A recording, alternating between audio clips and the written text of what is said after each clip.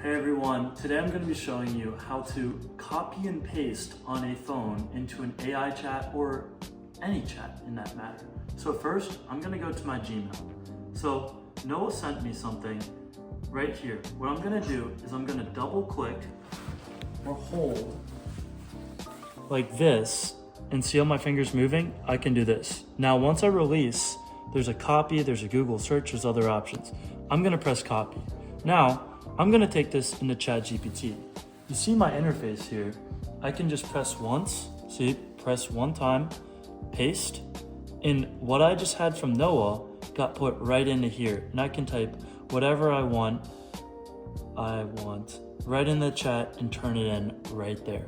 And this works for every AI model, or really anything in that matter. You could copy an email, send it in a text. It works so many different ways, and this is a critical skill you should have when using AI.